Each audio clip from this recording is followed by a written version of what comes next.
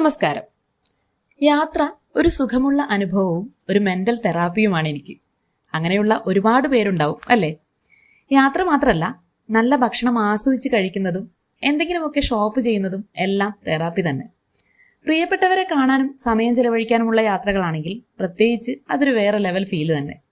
യാത്ര ആസ്വദിക്കാൻ അതിൻ്റെ ദൂരമോ സമയമോ ഒന്നും എന്നെ ബാധിക്കാറില്ല. അതിപ്പോൾ ചെറിയ ദൂരമാണെങ്കിലും വെറുതെ ഒന്ന് പുറത്തിറങ്ങുന്നതാണെങ്കിലും ഞാനതങ്ങ് ആസ്വദിക്കും.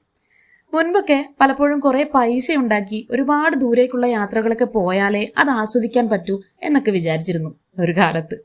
അങ്ങനൊന്നും അല്ല കാര്യങ്ങളെന്ന് കുറച്ച് വലുതായപ്പോൾ മനസ്സിലായി കേട്ടോ. നമുക്കിഷ്ടമുള്ള, നമ്മളെ ഇഷ്ടപ്പെടുന്ന ആളുകളുടെ കൂടെയോ അല്ലെങ്കിൽ ഒറ്റയ്ക്കോ പുറത്തിറങ്ങാൻ പറ്റുന്ന, സമയം ചെലവഴിക്കാൻ പറ്റുന്ന ഏതൊരു യാത്രയെയും അങ്ങ് ആസ്വദിക്കുക. അല്ലാതെ ഒന്നിനു വേണ്ടിയും ആർക്കു വേണ്ടിയും കാത്തിരുന്നിട്ട് നമുക്കത് നേടിയെടുക്കാൻ പറ്റണമെന്നില്ലല്ലോ. വഴിയിൽ കാണുന്ന കാഴ്ചകളും ഫുഡും ഒക്കെ ചിലപ്പോൾ നല്ലതോ മോശമോ ആയ എക്സ്പീരിയൻസ് ആയിരിക്കും തരുന്നത്. അതെന്തു തന്നെ ആയാലും ഒരു കഥ പോലെ വീട്ടിലുള്ളവരെ പറഞ്ഞു കേൾപ്പിക്കുക എന്നത് എൻ്റെ ഒരു വിനോദമാണ്. നിങ്ങളും അങ്ങനെ ചെയ്യാറുണ്ടോ? ഇത് വേനലവധി പ്രമാണിച്ചുള്ളൊരു യാത്രയാണ്. വേനലവധിയാണെന്ന് പറഞ്ഞിട്ട് എന്താ കാര്യം? കനത്ത മഴയിൽ ട്രാക്കിൽ മരം പൊട്ടി വീണ് 5 മണിക്കൂർ ലേറ്റായിട്ടാണ് ട്രെയിൻ ലക്ഷ്യസ്ഥാനത്തെത്തിയത്.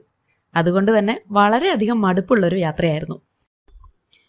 എല്ലാ യാത്രയും ആസ്വദിക്കണമെന്ന് പറഞ്ഞിട്ട് എങ്ങനെയാ മടുപ്പുണ്ടായത് എന്നല്ലേ?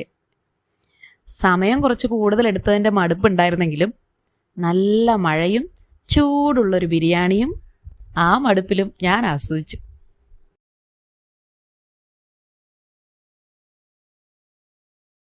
പക്ഷേ എത്തിയതിന് ശേഷം പിന്നീട് അങ്ങോട്ടുള്ള ദിവസങ്ങളെല്ലാം വളരെയധികം എൻജോയ് ചെയ്ത് വേനലവധി അങ്ങ് തീർന്നു.